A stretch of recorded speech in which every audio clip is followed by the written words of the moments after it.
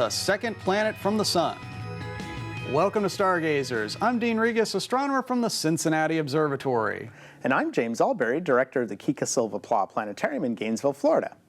As many of you may have noticed, our old friend Venus has finally returned to the early evening sky. Of all the planets, Venus is one of the most beautiful, and its position in the sky has been painstakingly documented throughout recorded history. So much so that we devoted this entire episode to our sister planet, named after the Roman goddess of beauty and love. Let's show you. Okay, we have our skies set to any time this week shortly after sunset facing west. Toward the northwest, you'll see the bright planet Venus among the stars of Taurus the Bull.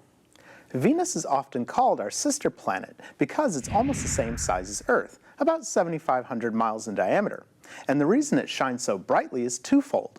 It's the closest planet to the Earth, and it has the highest albedo of all the planets, which means that it is the most reflective. The reason being that Venus is completely enshrouded in perpetual cloud cover, and this cloud cover acts like a great mirror and reflects sunlight very well. Over the next few months, Venus is going to get higher and higher in the sky, reaching its highest point on August 17th.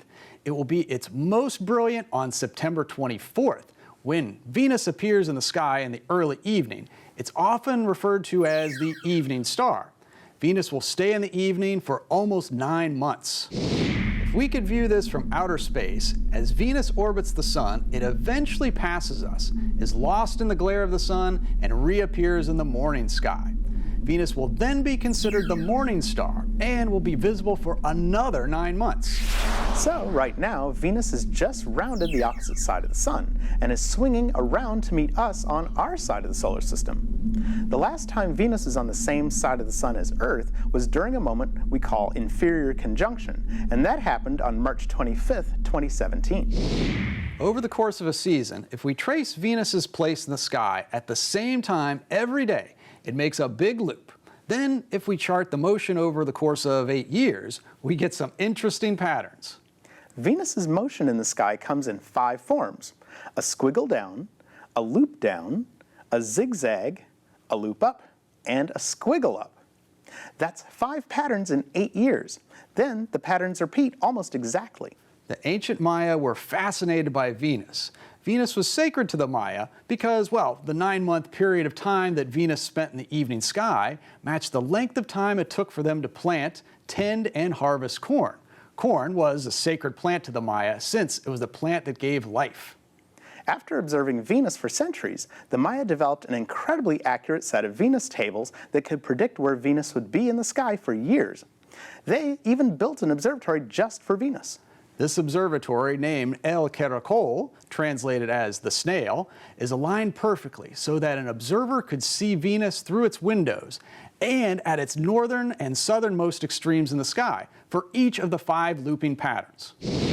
Mayan astronomers kept such accurate records of Venus that after 500 years, their Venus tables would only be off by 1 day.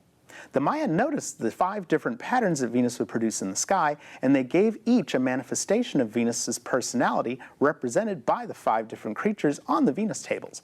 Some were good and represented prosperity and a plentiful harvest, and others were not so good and represented hard times and scarcity.